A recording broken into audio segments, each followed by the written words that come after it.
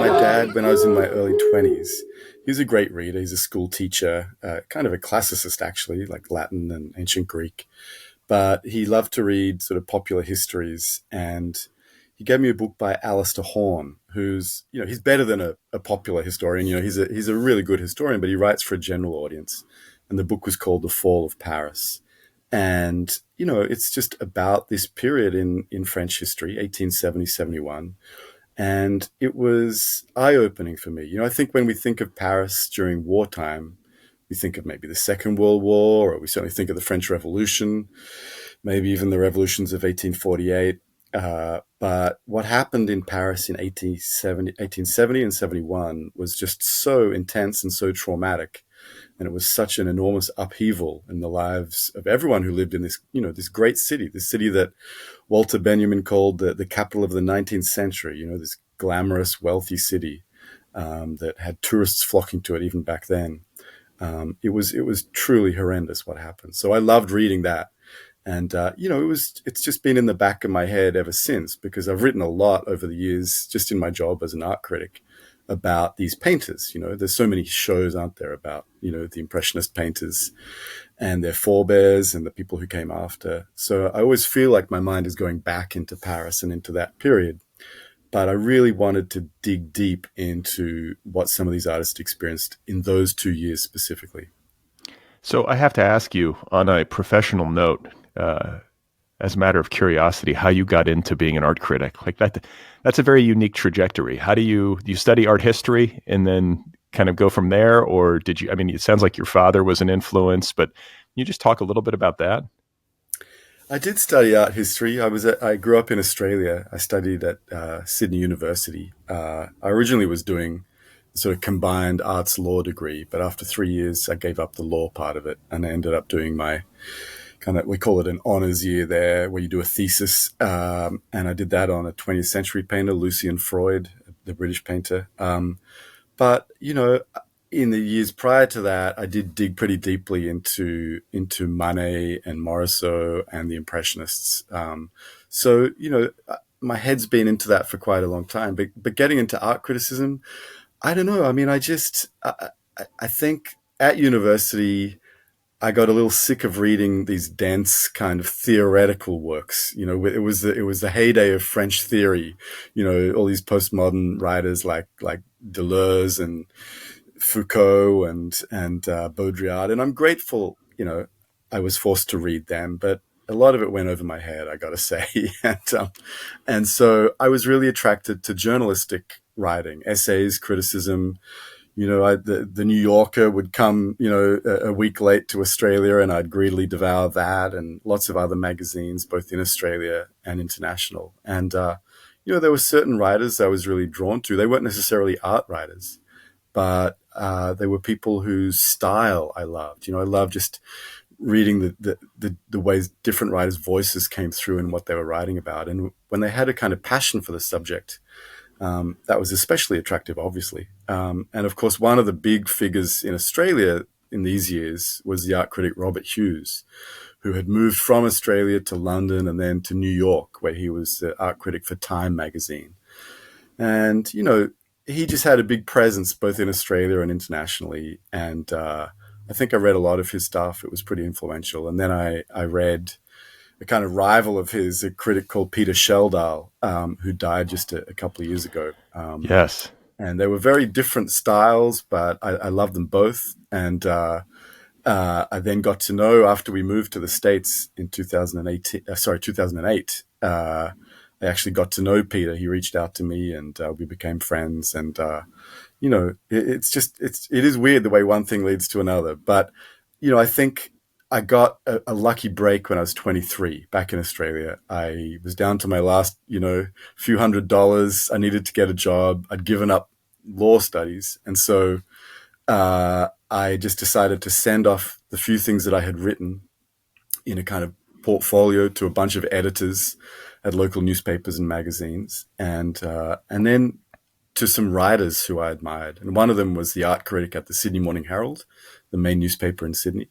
And none of the editors got back to me. Editors are too busy to get back to people who reach out, I guess. But I think, sometimes writers will get back to you. they're sometimes flattered to be approached, or they're just nice people. I don't know. But this guy, John MacDonald, who was the chief critic at the Sydney Morning Herald, got back to me, and he was just lovely, and sort of took me around the commercial galleries, and introduced me to his editors at the paper. And before you knew it, I was writing a weekly column about the commercial gallery scene in Sydney. So that's how it started. That's how it started. Well, it's an interesting kind of criticism when I think about it as somebody with very like limited expertise, because I think of a movie critic or I think of a literary critic, and you're responding to a medium that is at least in part verbal. I mean, literary critics are responding to a very verbal, almost explicitly verbal art form. Movies also very verbal. Art critics, you're responding to a painting or a series of paintings or sculptures. And so I think that imposes a different set of demands on you, and your job it's just markedly different, right? Yeah, it is. It's true. But it's different in interesting ways. What you're talking about when you talk about art are things in the world. They're objects, almost always, whether they be sculptures or paintings. And when you've got a thing, there's a lot to talk about. What's it made from? I had a really great teacher when I was at uni. She was an expert in Claude Monet, actually, one of the world's leading experts in Monet. And she took us to the Art Gallery of New South Wales, which was the main gallery in my hometown. And there were just 4 or 5 of us in her tutorial, and we went to the gallery, and she just stood us in front of one painting for 40 minutes. I'll never forget it, because I was always in the habit of just like looking for 3 seconds and moving on after glancing at the wall text maybe. And there we stood in front of this painting. It was actually by Bert Morisot. She just asked kind of dumb questions about it. Like, they seemed at the time to me pretty dumb questions, because, in my other classes, as I said, we were doing pretty intense French theory and and asking all these philosophical questions. And she would say, "So, what color do you think she put on first?" And then we'd sit there thinking about that, and offering up a few speculative answers, and she wouldn't say much else for another sort of 3 or 4 minutes. And then she'd ask another question, like, "What do you think that little blotch over in the left corner there is? Is that something, or is it just a paint blotch?" Etc., etc. And it was just a really beautiful experience, just standing in front of one work of art for that amount of time, which in itself was just a fraction of the amount of time the artist presumably spent painting it. But I love that tangible nature of art objects. I think that's one of the biggest appeals for me. And going to galleries and just having the chance to sort of be in the same space as another object. And if it's a powerful work of art, you feel this kind of almost this charge between, in the gap between you and the object. Great work can really make that space kind of feel alive with some kind of weird electricity. I guess you get it when you go to live concerts, and certainly in the theater you can have that kind of charge. But it's a different thing when you're looking at an object, especially one that's maybe hundreds of years old. You feel this very thing was touched by Van Gogh, or going further back, Rembrandt or whatever. And you can sentimentalize that perhaps and get a bit too carried away by this feeling of authenticity, but it's a real thing, and I think that's why people still go to galleries. Yeah, I mean that there's something physical and tactile about it, and I think you can always, as an enthusiast or a critic observing a work of art, you can notice or deduce or intuit the choices that the artist made. I think maybe when you learn a bit about how paintings happen, you can maybe see those choices more explicitly. Like you're like this person who took you to this museum. Yeah. Like if you're somebody who understands what goes into making a painting, and I'm not such a person, but I can imagine that you could look at it and begin to understand like the sequence of events that went into a painting. It gets a lot more interesting once you're a little bit learned, right? Right, absolutely. And I'm not an experienced painter myself, but I love going to museums with other artists for exactly that reason, the kinds of insights you get. And in the same way, my job has offered me the privilege on many occasions of going to artist studios. I became close friends with Lucian Freud, the British painter I mentioned earlier, when I was living in London in the early 2000s, and spending time in his studio, sometimes, rarely, but on a couple of occasions, while he was actually painting. And just sort of sitting on the bed he had there while he painted at his easel and talking. That was amazing, an incredible experience, because when you see works in museums, they're finished, aren't they? They're framed. Sometimes they've got varnish on them, maybe, and they're all ready for public presentation. But when you see them unframed on an easel with all the painting paraphernalia all around you, Freud would have paint rags piled up, on the wall, or sort of on the floor and up the wall. He'd often sort of just smear his brushes against the wall, so there was a whole sort of almost a separate abstract painting on the wall, and he would just sort of be getting to work, and just watching him in this state of concentration was amazing. And then just asking dumb questions like what sort of, what is that color you're using? Oh, that's Naples yellow, or that's Kremnitz white. There's a whole poetry to the names of paints and so on. And it's the same with other media. It's not just painting. I'm fascinated talking to photographers. What cameras do they use, and what other tricks of the trade? It gets deeper and deeper the more you get into it. Yeah, I find myself I like to go to art museums. I find it peaceful, especially when they're not too crowded. Yeah, It's a nice experience, but I do have this self-consciousness that will creep in when I'm standing in front of a painting and sort of timing myself, where I'm like, don't rush. You came here and you paid for your ticket. Look at the painting, right? But then I'm like, well, what am I supposed to be looking at? And am yeah, I appreciating this in the right way? I think what I'm hearing from you, and you can add or subtract from this, is that you're supposed to go look at the painting, be open to it, and don't be afraid to ask dumb questions about what you're seeing, or questions that might feel rudimentary or basic, right? totally. Yeah, totally. Dumb questions are completely underrated. They're one of the greatest things in life, and I feel that as a journalist too. It's often tempting to ask a really clever, carefully thought out question, but you find that people open up more when you ask a more straightforward, in inverted quotes, dumb question. And it's the same with art. And yeah, look, there's no there's no should when it comes to looking at art. Yes, you can stand in front of one picture for an hour. You can go to a museum for the sole purpose of just looking at one work of art, or going to one gallery. But you can also run through the museum at high speed. It doesn't matter. There's no obligation to do anything. Certainly when you're traveling, you might not get to the Prado again, or the Louvre, or whatever. So you do want to see a lot, and you probably don't sort of give a lot of these masterpieces the attention they may deserve. But there's nothing wrong with that. And I think when you live in a city where you've got easy access to a gallery, if you're lucky enough, there can be real pleasure in just sort of going there to meet a friend for lunch, in the cafe, and then maybe taking 10 minutes to look at one of your favorite works, or a gallery that you like, and then moving on. I just all I'm getting at is I hate it when people feel a pressure, a kind of obligation. I know they do, and I know that's normal. I think it's we often feel really conscious of all that we don't know about art, but sometimes not knowing is the best state to be in. It kind of animates that speculative capacity, that sense of wonder, and there ain't nothing wrong with that. You know what I'm saying? It's a perfectly great thing, and some galleries even work to encourage that. Like in my hometown here in Boston, in the Isabella Stewart Gardner Museum, there are no wall labels, and there's such an eclectic jumble of things in every gallery. There are masterpieces, and then there are things that they might be copies, or they might be, you don't know what they are. But I think Isabella Stewart Gardner, when she designed that museum, wanted us to feel this kind of disorientation, this confusion, this sort of almost sensory overload, precisely because she wanted us to succumb to that kind of mystery and wonder, that state of feeling that's not all about what you know and what you don't know. It's about a more immediate connection with the art.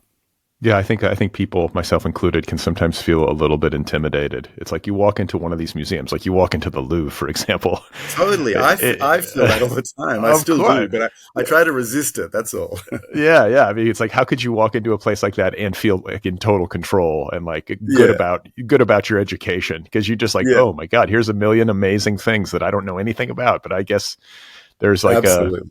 there's a virtue in that too, maybe, But I want to talk with you. I mean, this is a big conversation, so I don't expect us to cover every single facet of it, but I do want to ask you about uh, masterpieces, and I think in a maybe tangential way, the art market, because your book is very much about masterpieces and it's about how they come to be, right? This is about the birth of Impressionism. And I think when people think of painting masterpieces, especially a contemporary audience, many people might point to these very paintings, the Monets, the water lilies. I mean, it's like almost the default, like iconic masterpiece painting that flowers in Yeah. people's minds. But when I think about like contemporary art and art critics like yourself who are publishing in, like well-known newspapers and magazines and so on, these are like these kinds of criticisms are part of the machinery that names and like sort of like what's the word I'm looking for? Sanctions. I don't know if that's the right word, but it helps certain art to ascend in the marketplace and maybe in the public perception. And it's a very opaque business, like how this stuff happens. And there's a part of me that's sort of suspicious of it, where I'm like, is this just rich people? Like, do you just have to know the right rich people in order to suddenly be like deified as like a good painter? Do you know what I'm saying? Like, Totally. can you speak to that? Because I think it's mysterious to so many of us, like how this stuff actually happens. Yeah, it's a fair question, and it is in many ways mysterious. And you mentioned the role of critics, but of course, one of the well-known ironies is that when truly original art first comes out, it's usually the critics who are getting it badly wrong.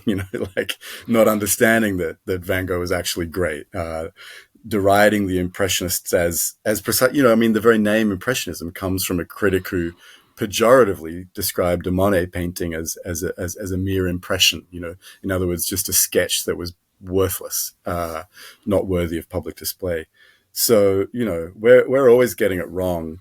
But it's true that over time, consensus tends to develop. I think there is a temptation, yeah, to sort of think that there's some kind of conspiracy going on, and I don't think that's something I've ever really noticed. I don't think that's the case.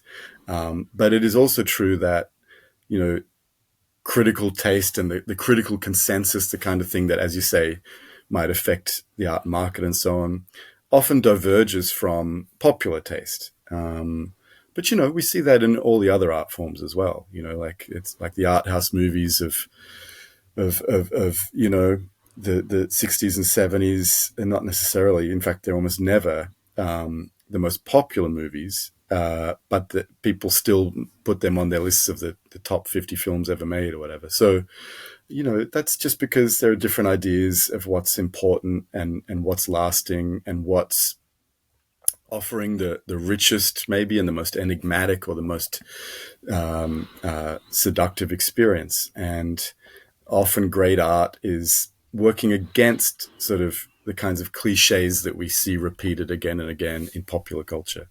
I personally am really happy that that sort of gap between high art and popular art in many ways is being broken down and has been broken down over the past 40, 50 years. But I think that, yeah, the people who are making value judgments are a combination of critics, yes, collectors, and they tend to be wealthy for sure, but they're often listening to the critics and to the artists and to the dealers. And the dealers also you can look at as being, a nefarious sort of group of conspirators, but they're not. They're usually people who are putting their own finances on the line to take risks on artists who don't yet have established reputations. And I think that they're kind of the engines of the art world in many ways. They're the ones who are choosing artists who are unknown and daring to put their works on display, often for the first time, and then seeing what comes from that. And yeah, they work hard to cultivate interest from collectors and from critics. But in the end, no one's in control of this. And what happens is a kind of consensus develops. Yeah, it's fascinating to me how the consensus develops. And I'm also very fascinated by people who are skilled collectors. I have, or I had, he passed away actually, sadly, but a guy that I knew was like a parent, in my daughter's class, Mm-hmm. was sort of a big player in the art world and would sort of joke that if you want to lose money quickly, go try to buy art and make money on it. It's a good way to lose your shirt. And that said, there are people who are good at it and who Yes. have a knack for identifying art by artists who are not yet well known, right? It's like the person who goes in and buys like the Banksy, like, years and years ago before it was cool. And that's maybe my biggest like badge of honor as an art observer is that I went to that Banksy show in Los Angeles years and years ago where you had the elephant. I don't know if you Oh, you remember that. did? Yeah. Yeah, I Yeah. was there, and I was like, I think I Wow. had read about him in Esquire, and my wife and I were either newly married or dating, but we went downtown to this like warehouse, and there were all these Banksies, and there was this giant elephant that was painted that was just sort of hanging out there. So it felt really cool. There was a long line, I was and going I to say, went were in. there lots and lots of people there who also knew about it? Yeah, I mean it was well attended by like the hipster crowd, and Yeah. I remember the paintings were like it was like 25,000. I remember kind of half joking with my wife. I was like, maybe like I think $25,000 might have been like our net worth, and I was just like, what if we just took it all and tried to buy one of these paintings? But I think by the time the public show happened, all the paintings had been sold like the night Uh, before to like Brad Pitt and Angelina Jolie. right. You get this insider crowd who get special privileges, and they get into the art fair first, or they come to the exhibition, a week ahead of everyone else. It's horrible, isn't it? Yeah, That's yeah. amazing you were there for that, though. That's so cool. Yeah, it was cool. It was cool, to just see it and I think it was sort of like, it's weird how that consensus develops, but that was a moment where consensus seemed to really happen around his work. Whatever you happen to think of it, you may hate it. I haven't No, read I your. think he's amazing and one of a kind for sure. And he's shown that he's got he's endured over a long time now, and people are still interested. And what's most interesting maybe is just that it's been a popular reaction. Like it's not really been the critics and so on who have made his reputation. He's been a master of self publicizing, I guess, but he backs it up with the goods. I mean, he's incredibly witty and original and fascinating. So yeah, I think Banksy's a really intriguing figure for sure. And just for the sake of sensational journalism, are you prepared to tell me who Banksy is on this podcast? Do you have inside information? I mean, I don't know. Didn't it sort of come out like who he most likely was a few years back? I feel like I, it I did, and want to then say I read everyone something. forgot about that. And it's you'd sort of think once the secret's been cracked, everyone would he'd fade away or something. But that doesn't seem to be what's happened. So I'm not even sure. Yeah, I think I read something that felt pretty well reported and is likely, but I don't think he would ever confirm it, even if somebody did figure Yeah, it out. I think he's going to just, keep up the ruse, which I like. I think that's part of the appeal is totally, his totally. anonymity and this sort of like, it's kind of like a prankster, and I think that's part of the brand, I guess, is the way you would put it. But I want to Absolutely. get to your book, which feels like a kind of culmination, at least to this point in your career, of a lot of the work that you've been doing all along, both academically, as you mentioned earlier, some of your earlier journalistic efforts, and then certainly a previous book of yours called The Art of Rivalry, from which I think you have said Paris in Ruins is an outgrowth. So it's kind of a natural progression. You've been on this sort of breadcrumb trail for a while, and then The Art of Rivalry led into Paris in Ruins in sort of a natural progression, right? It's true, yeah. Art of Rivalry was about four pairs of artists who were both friends and enemies. I mean, I could have called it frenemies actually, but I was tempted, but somehow we didn't do that. It was already But one, taken. yeah, exactly. One of those chapters was on the relationship between Manet, Edouard Manet, often thought of as the father of the Impressionists, and Edgar Degas, famous for his ballerina pictures and so on. And they were close. They had a kind of falling out, and then they became friends again. But I just wrote about that specific period in the late 1860s when they had their falling out, which happened when Degas painted a portrait of Manet and his wife, and then after receiving it as a gift, he slashed the canvas, cutting out the figure of his wife from the canvas. Manet did. Manet cut it. Manet did, and you can imagine that kind of upset Degas, who very carefully made this beautiful painting. And that was a bit of a mystery as to why he'd done that. But part of the sort of network of relationships that all sort of fed into the story and why he may have done it was the figure of this painter Berthe Morisot, who was in their circle and in fact had just got to know them in the year prior to that event. And I just want to interrupt because I think listeners might not be familiar with Berthe Morisot. Some will, but it's worth noting Berthe Morisot was a woman and hanging around in this circle of now very famous painters who were largely almost exclusively male.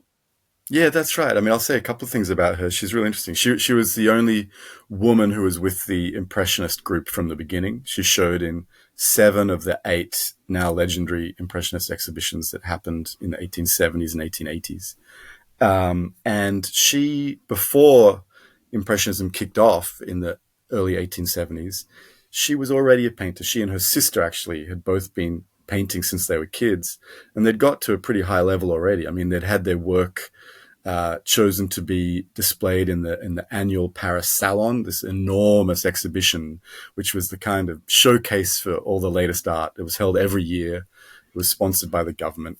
And so, both sisters had works displayed in that exhibition, which was a testament to the fact that they knew what they were doing. They were good painters. But what was interesting is that Berthe's sister Edma had got married, had kids, and basically stopped painting. And, this was probably, they were both from sort of the upper bourgeoisie. This was probably the same, that same fate was what, probably most people expected Berthe Morisot to follow, that she would marry, have kids, and stop painting. But she didn't. And part of why she didn't, and this is really the subject of my book, is that she went through this incredibly traumatic experience in 1870 and 71. And it was during that, or, coming out of the cauldron, if you like, of that experience, that she resolved to commit herself to painting as, a professional, to make money from her art, which was not something that was really expected of a young woman of her class at that time in Paris. Yeah, it was an extraordinary move for her to commit like that. And, something that I felt as I was reading this book about what was, what became known as the terrible year, I believe, right? In Victor French Hugo history. Called it that. Victor Hugo. And it was this awful year of political upheaval and war and bloodshed. And it really kind of ripped Paris at its seams. But as I was reading and as I was considering the success that this book has had and the way that it's been received by readers, I couldn't help but think about contemporary times and all of the political upheaval, not exactly the same, but certainly notable, that we have been experiencing here in the States. And there was something heartening and even a little bit inspiring about this idea that Impressionism was born out of all of this awfulness. Was that something that was on your mind? And I also thought, too, just from a chronological perspective, that you might have been working on this book during the pandemic. So I'm just wondering if you felt that as you were creating it. Yeah. It's true. I mean, there were a lot of resonances. I think at times I tried not to think too hard about them because I just felt it was going to derange my brain a little bit. But yeah, definitely. For instance, I was writing about the siege of Paris, this 4.5-month long siege, um, uh, while we were all locked down, here in Boston. My daughter did online school for an entire year, like a lot of other kids. My wife's a violinist and public school teacher, and so she was also giving classes from on Zoom from the room downstairs here. And yeah, I mean, we all experienced a lot of things. We were pretty lucky generally, but it was on my mind, and one of the what's different, I guess, is that they didn't have Zoom, and so one of the biggest challenges for the residents of Paris during the siege of Paris, when they were surrounded by a German-speaking army in what was the coldest winter in living memory, one of the challenges was communication, and they had to solve the problem of how to get messages out of the city. And lacking Zoom and the internet, they used balloons, and that's one of the big parts of the story. That they found a way to send balloons up and over the enemy lines into other parts of France which were unoccupied. But it's very hard to control the direction of a balloon, and so for instance, one balloon went up and got caught in bad weather and was up there for actually a couple of days, maybe several days, I think.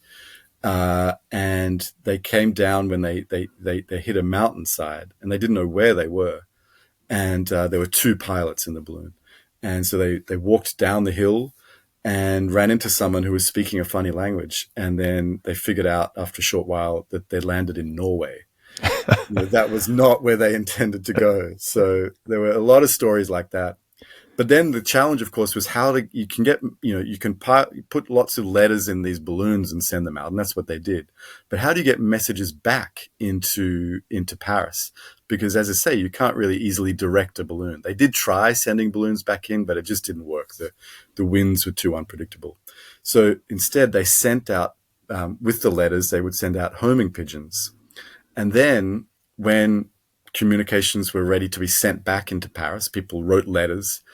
They found this ingenious way of miniaturizing the letters. I'll try and explain this concisely and then get back to your broader question. Forgive me, but it's an amazing thing. They would pin, let's say, 100 letters to a big board in a room, and then they would take a photograph. This is, remember, the early days of photography, of that big board. They'd get the negative, they'd roll up the negative, they'd put it inside a goose quill, they'd attach the goose quill to the tail feathers of a pigeon, a homing pigeon, and then send the pigeon back to Paris. And there were about 4 locations within Paris that these pigeons knew to go to. They had to evade enemy gunshot and other birds of prey. So they would to make sure they got there, they would send multiple goose quills with these negatives inside them on multiple birds, so that to increase the chances of at least one getting back. And then once they were received, they'd unroll the negative and use a projector to sort of project it up, magnify it onto a wall. And then they had scribes writing down the contents of these letters. So, this is not Zoom, that's for sure, but it's pretty amazing, clever technology that they developed in a hurry back then. So yeah, there were definitely resonances.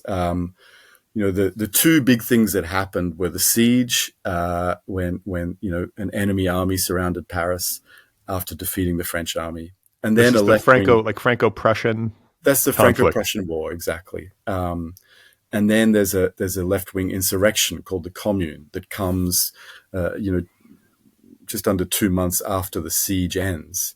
And so Paris finds itself once again surrounded, this time by the French National Army, trying to deal with these insurrectionists who had set up an alternative government within Paris.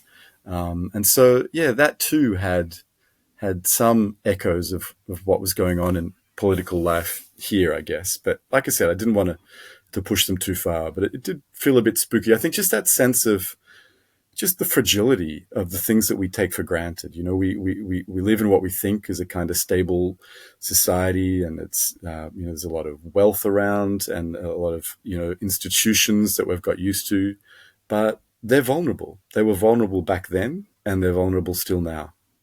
Yeah, that's certainly something that I took away. And for people who are listening who have not had a chance to read, this is obviously a work of history and art history, but it reads like a novel. I mean, you talk about those balloon adventures that you're describing when it comes to communications during the war. Those are pretty harrowing passages that I could imagine fitting nicely into a work of historical fiction. Like, you have a gift for that kind of narrative. And I think Thank it's you. interesting from a creative standpoint to think about how you did it, because this is such a detailed telling of these people in a way that really brings them to life. That's one of the joys of reading the book, is that you really, as a reader, feel like you're there and that these people are really three-dimensional and human.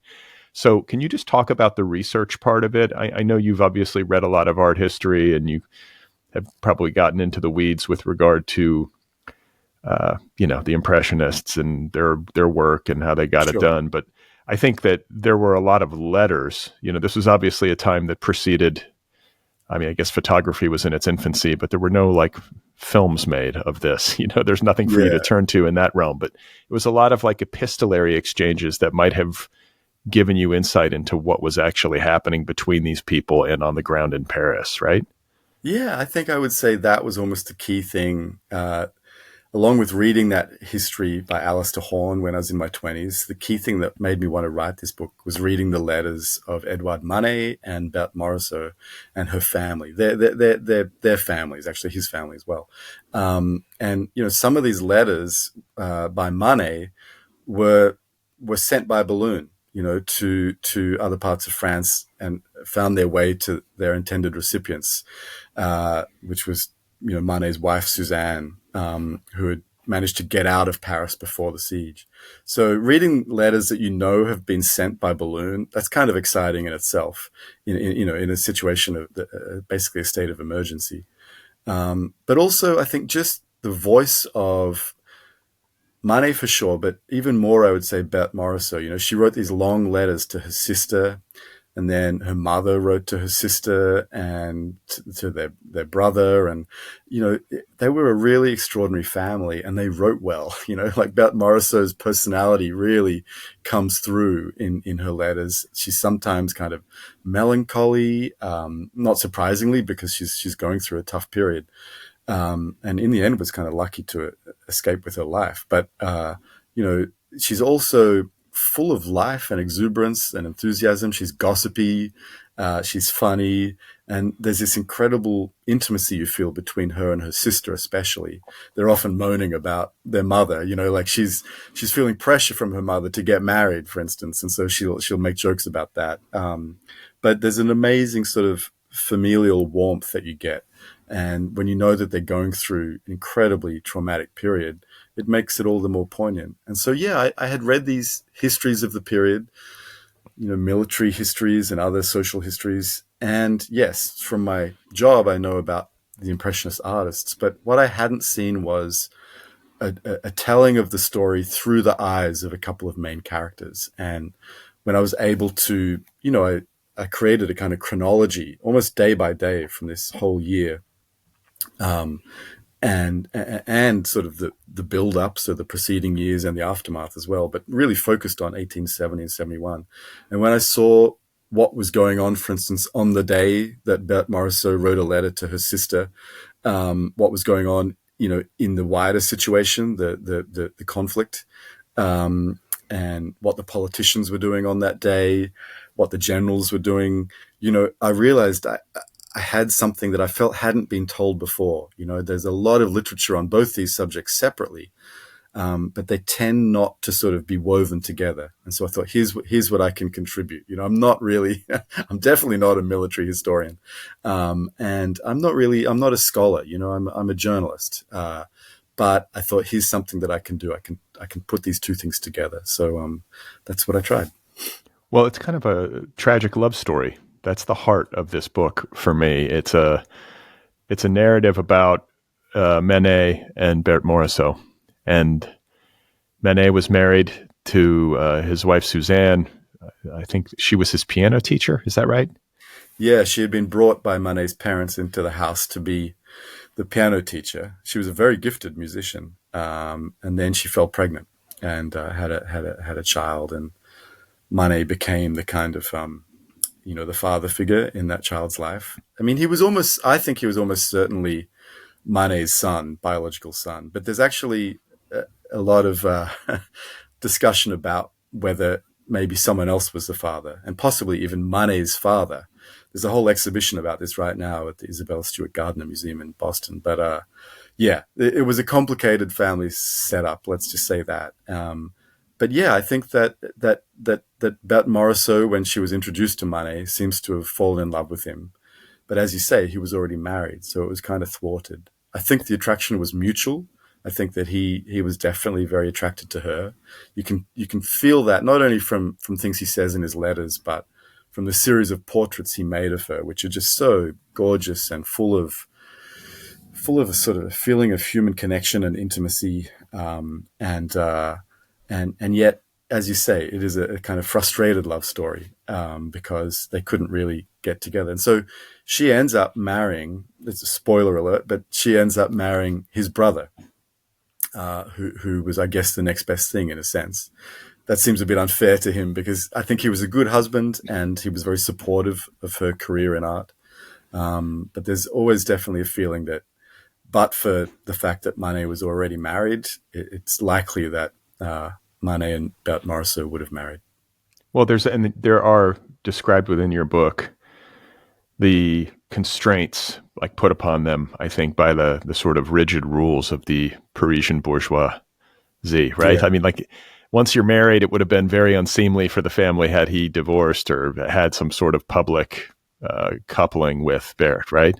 Oh, absolutely. And especially because, they were both from pretty upper class and well connected families. And Manet's father was a high ranking judge who in fact often oversaw paternity cases. So it was embarrassing that there was this child born to Suzanne before she was married. And so, yeah, Manet did end up marrying her after, this, I think the boy Leon was about 6 or 7 years old when they married. Um, but yeah, there was a lot of potential for scandal. And, the first idea that Manet had after he met Morisot and was really taken by her was to ask her to pose for him for a painting. It's a famous painting now. It's in the Musée d'Orsay. It's called The Balcony. And, he asked her, I think because he was attracted to her, but also because she reminded him of some of the women in paintings by Francisco Goya, the great Spanish painter who Manet absolutely adored. And he had this idea after he saw Berthe Morisot to sort of paint an homage to Goya and to a specific painting by Goya called Majas on the Balcony. And so she said yes, and she posed not alone, but with three other models for this one painting. But this was a risky thing for Morisot to agree to, because to sort of agree to, for a young woman unmarried, to agree to pose for a somewhat notorious artist was just taking a social risk. And so she was accompanied by her mother as a chaperone every time she went to sit for him, at least for that first painting. Then the families got to know each other a lot better, and then it was more acceptable for him to paint her later on. Well, and it's worth noting too that Manet and Berthe Morisot, among their set in the Parisian art world, were the only two I think who were in Paris for the siege. Right? They remained while a lot of the other artists fled. Yeah, exactly. There was one other, and that was Degas, but he plays not really a big role in my story. He was the focus, as I said, of a chapter in my earlier book. But yeah, he was also in there, and both Manet and Degas joined the National Guard along with most of the rest of the male population of the city. So that there was a force something like 400,000 strong. Paris was essentially converted during the siege into a kind of giant military barracks. All the theaters, all the other venues, used for popular entertainments and so forth, were converted into hospitals and munitions factories. All the trees were cut down. The trees in the Bois de Boulogne, this park to the west of the city, were cut down, and all the animals from the surrounding countryside and all the farms were brought into the Bois de Boulogne where they could graze so that there would be enough food to last. But unfortunately, the food didn't last. The siege lasted a lot longer than people expected. And there were multiple attempts by the armed forces within Paris to break out. And Manet didn't. He only saw action once, and I don't think he was even firing a weapon, but he had explosions going all around him, and he could easily have lost his life. But one after the other, these attempted breakouts failed, and food ran out. They were reduced to eating pigeons and then rats. Eventually, all the animals in the zoo were slaughtered. Things got just really desperate, and Morisot became pretty seriously ill, and they couldn't see how it was going to end. And they must have felt that they might die. A lot of people were dying of illness because contagious diseases spread like wildfire in these circumstances. And then the Prussians, who had by now unified into the greater nation of Germany with the other German-speaking states to the south of Prussia. And so they did this, but they held the ceremony, the unification ceremony, by the way, in Versailles, in the Hall of Mirrors, which was the ultimate sort of insult or rubbing salt into the wound for the defeated French. And then they were frustrated at being unable to end the siege themselves, so they started bombarding the city. And this was the first, deliberate civilian bombardment in modern history. So eventually, towards the end of January 1871, the Parisians surrendered. And it was just, food then started pouring in, and Manet and Morisot both left the city with their families. Manet reunited with his wife Suzanne and the boy Leon. But yeah, they'd been through something really, really terrible. And I think that, that changes things. That changes all of your calculations, all of your sense of what you thought the trajectory of your life would be. And so it's interesting that it made Morisot resolve to commit herself to being a professional painter, a very surprising decision, as I said, for a woman of her social standing and age. And I think it made Manet change his style quite noticeably. And so partly that is what the book is also about, how these events affected the Impressionists. Yeah, I've given an incredibly long answer there. And I wanted to just to say that, yes, the other Impressionists were almost all out of Paris. Monet and Pissarro were in London. Cézanne and some of the others were in the south of France. So they only learned about these events at secondhand, but I think it affected all of them. Well, I feel like the tumult of the terrible year and all that it entailed and the impact that it had on these two principal figures in your book, but also on the wider, array of artists in and around Paris and throughout France. It was not insignificant, and it led to the birth of Impressionism, which I think we should talk about. I think most of us can sort of look at a painting and know that it's an Impressionist painting, but it's worth underlining what it was, especially then, that these artists were doing. And I'll quote, I think, something from the book. That they were trying to portray fugitive light, shifting seasons, glimpsed street scenes, and transient domesticity, and to suffuse their paintings with a new and suddenly deeper sense of existential fragility. Like that, does that get close to the heart of what the Impressionist movement was about? Yeah, for me it does. It was my clumsy attempt to sort of get at it, and there's so many different ways of looking at Impressionism, but definitely one of the main things people think of, right, is light and a sense of real light as opposed to fictive light. The light from up until then, artists, even when they painted landscapes, were mostly painting back in their studio. They may have observed out in nature, but they were working up very carefully finished paintings back in their studio in very artificial light. That's why I say fictive light.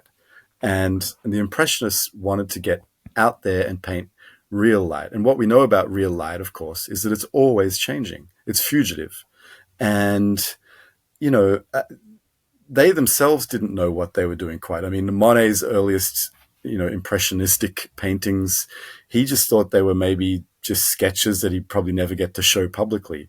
But I think, and the origins of Impressionism and a move in this direction actually predate the terrible year. They're happening already in the late 1860s, but there's a kind of full commitment to it afterwards. And I can't help but feel that those terrible events must have affected that desire to commit fully to that. I think you've always got to be careful about drawing links between social and political events and art. I think the links are there, but they're almost never straightforward. They're a bit like the movements, described by psychologists where, you have a trauma and then how does it come out? Well, all sorts of ways: denial, repression, projection. It can be anything.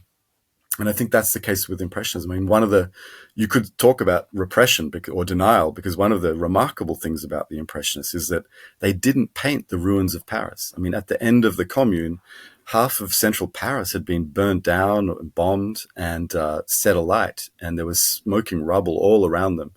And they didn't paint that. They painted landscapes on the edge of Paris. They painted street scenes which seemed to show Paris coming fully back to life, the economy humming and so forth. And that absence is very conspicuous, I think. But in another way, they had a strong desire to paint with sincerity. This is a word they used again and again. They wanted to paint sincerely. And that meant, capturing the real conditions of light. And I think in showing the transience of light, they were also getting at a newfound sense they had of the fragility, the transience of life itself, because they'd just seen everything that they thought was permanent and secure basically thrown into complete disarray. And they had a strong sense of how fragile their society was, and also life itself was. I mean, they all knew people who had died. One of their number, this wonderful painter called Frederick Bazille, this sort of proto-impressionist, he died in battle, and that broke all their hearts. And so, yeah, all of these things fed into the aesthetic that I think we recognize now as Impressionism. We tend to just talk about light and color and sort of choices of subject matter, but I think it also related to the trauma that they'd all gone through. But like you say, depictions of great beauty in the natural world, and not depictions of like fallen soldiers on the battlefield or like the burned out remains of a building in Paris. Like, I think that gets to the core of this artwork's appeal and the success of this movement, is the fact that they responded to all this darkness with light, however fragile. And I think that's something that lovers of art and observers of art are responding to when they see Impressionist paintings, and they're so beloved, I think, for that reason. That's exactly right. Yeah, I agree with you 100%. And we shouldn't shy away from that word beauty. It's there. And I think, there's a kind of, healing impulse in what the Impressionists chose to paint, a kind of reparative, like they were trying to, in a way, repair society or play their small part in that. I think it's interesting, too, just to note that they were all small r Republicans. They wanted France to be a republic. Their impulses were very democratic. And so you see that in the choices of their subject matter. They weren't painting, grand views, picturesque views with lots of sort of moral rhetoric or nationalistic rhetoric in the style of the sorts of painters who were winning all the prizes at the official salon. They were painting kind of messy views, very pretty, very lovely, but not traditionally picturesque in a conventional sense. They often had sort of overlap, like you'd see a field but through the branches of a tree, or just the side of an unremarkable building. And we've got used to this aesthetic, but this was strange choice of subject matter for the old guard, who were selecting works to go into the salon, for instance. This was like, why would you paint this? This is so unremarkable, and it's got really nothing to say to us. But they actually were attracted precisely to that modest, small d, democratic sort of nature of the subject, and they were political artists in the sense that they were all, above all, Manet, by the way, anti-authoritarian. He hated the regime of Napoleon III. Who'd been in power for 2 decades prior to the terrible year, and of course he had to surrender when France lost this Franco-Prussian War, and so all of the Impressionists were delighted when France became a republic again, and these democratic values were reinstated. Well, I think in a formal sense, I mean, I know these things are messier. You can't really just pin it down to one thing, but there was a breakaway show of Impressionist artists in, was it 1874? I might, forgive Exactly. me. Yeah. Yeah. Okay. So that was sort of where it began. It was not necessarily a show that was critically well received, I think, right? But it's worth noting. Like, I noted this with interest as a writer and just as somebody who's a fan of the arts, is that all of these people knew one another. It was a community. And that's part of the fun of this book, is realizing, like, oh, like Manet and Degas and Bert Morisot, like, and Victor Hugo, like, it makes Paris really seem like a village. Like, all of these people were like, they didn't only like know each other kind of in a passing way. They were actually hanging out. Yeah, it was remarkable to me to discover some of that too. I knew some of it, but other parts of it I didn't. You know, like the guy in charge of the whole balloon operation, sending balloons up out of Paris, was a close friend of Manet, and he was also it was also in his studio that the first Impressionist exhibition was held in 1874. So, and you know, Manet was close friends with the leading Republican, Leon Gambetta. And so there's this instant political connection you get there as well. It's not just the artists doing their thing over here and the politicians and generals making decisions over here. They all knew each other. As you say, it really was like a village. Bert Morisot's family were close to Adolphe Thiers, who was this sort of more conservative, moderate conservative politician who became president of France in the immediate aftermath of the terrible year. And, you know, so there were tensions there because she was hanging out with all these Republicans, but he was a more conservative politician, and he played a leading role in the brutal repression of the Commune, the left wing insurrection, and so it all got very complicated. But yeah, I was amazed at discovering all these connections. It was part of the fun of it. Well, I think that in like my mind, it's easy to think of great artists and, you know, great movements sort of being born in isolation. Certainly, this is the sense that I have of things with literature, but it's not. It's not often. It's not always the case. It is often the case that these movements emerge precisely because of community and because of the dialogue, both socially and creatively, between artists of a similar era. And there's power in that. That's what this book underscored for me, is that I think, this yeah, art happened, this movement, all these paintings hanging at the Musée d'Orsay and around the world happened because these people were living, these artists were living in close proximity to one another, working in close proximity to one another, and friends with one another. yeah, yeah, absolutely. And, you know, I think it's really conspicuous when we think about Paris in the late 19th century. But you see it again in different places at different times. And it's exciting when you do. And maybe it's happening everywhere more than we realize. It just depends on whether it gets written up in histories eventually. But you look at, you know, post-war American art, post-Second World War American art, and you know, all these great artists were hanging out with the poets. So you know, you had Pollock and de Kooning and you know, Joan Mitchell and Helen Frankenthaler, getting to know these critics and then these poets like Frank O'Hara and later John Ashbery and all these people, like over those decades after the Second World War.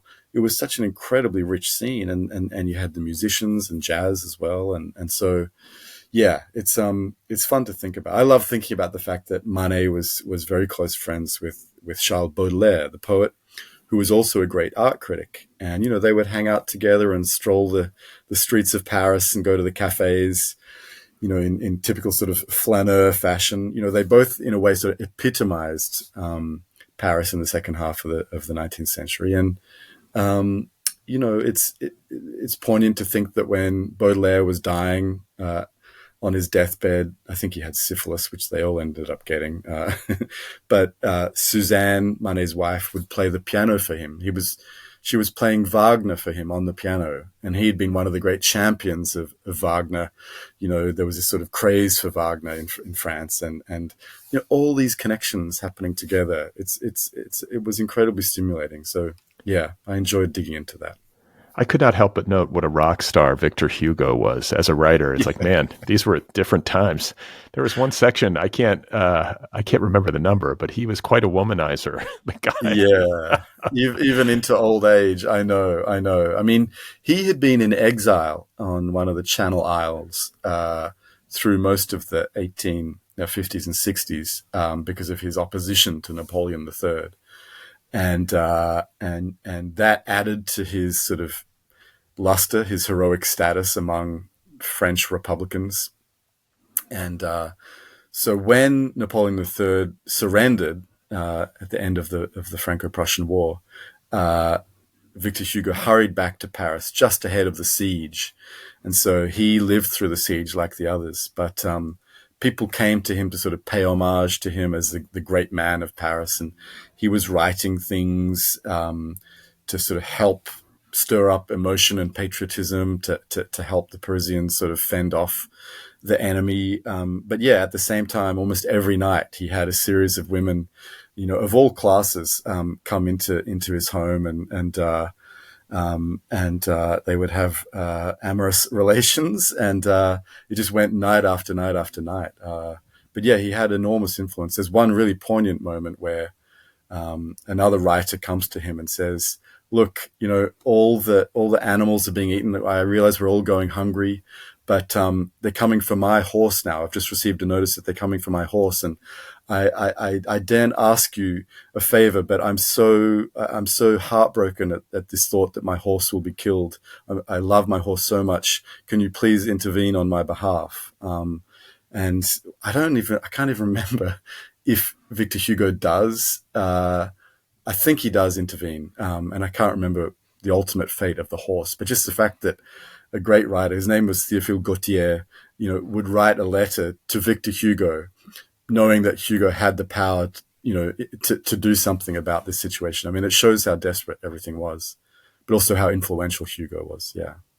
Yeah, it was just eye-opening. I found myself Googling him. I was like, who is this guy? 5 women in a night. Like, I'm looking at him on Google. I'm like, he was no great Lothario, at least to the eye, especially in his older age, but definitely a different time, and a hugely fascinating book to read, and just a story very well told. Congratulations to you on all the success that it has been having. Thank you for the time. And I have to close by asking you, since you're a leading art critic, who's a young artist out there that I should be keeping an eye out for? Like, what painting should I buy for very little money? Oh boy, oh boy. I worry the people who are sort of jumping to mind are already sort of pretty established in the art world, if not with the wider public. But, there are some painters I love. Nicole Eisenman is one. She's just fantastic figurative painter, but in a kind of really bold style, and really getting to grips with some of the stuff that's going on, I think, in society at large. Everything from screen addiction to the wider political situation. Dana Schutz is another in a similar vein. They're often paired together. I mean, I think they've got quite different styles, but they're both terrific. But yeah, already their things are selling for a lot of money. Right. It happens fast, right? Yeah. I could name a few Australian artists back in my home country that I love, who aren't well known. But yeah, it's always exciting, and I think you can probably tell from the way I talk that I love painting especially. But it's amazing to me that if I were to name maybe the top 5 or 10 most, in my mind, most important artworks of let's say the 21st century, probably a good number of them would be video works. And I know that a lot of people are like, oh, video art, surely not, because when it's bad, it can be really bad, and you can feel stuck in a gallery looking at some really boring thing. But there have been some amazing things, like Christian Marclay's The Clock. I don't know if any of your listeners will know his work, but he basically spliced up footage from decades of films and TV, and put it together to create a film that lasts 24 hours. And in every few seconds of those 24 hours, you see a clock or someone looking at a watch or some verbal reference to the time, which is the exact time that it is in real life at that moment. Does that compute? I mean, conceptually, it's just so crazy, But you look it up. I mean, it's one of the most celebrated works of art of the 21st century, and it's definitely not a painting. It's a video work. But you get artists doing all sorts of things these days with incredible ambition and skill, and I love all of it. I think that's one of the great pleasures of my job, that it's about ancient Egyptian sculpture 1 minute, and then it's about the latest conceptual art or video art the next, and everything in between. So I feel really, really fortunate to do the job I do. Well, Sebastian Smee, the book is called Paris in Ruins. Thank you so much for taking the time to talk with me. Thank you, Brad. It's been a real pleasure. Thanks.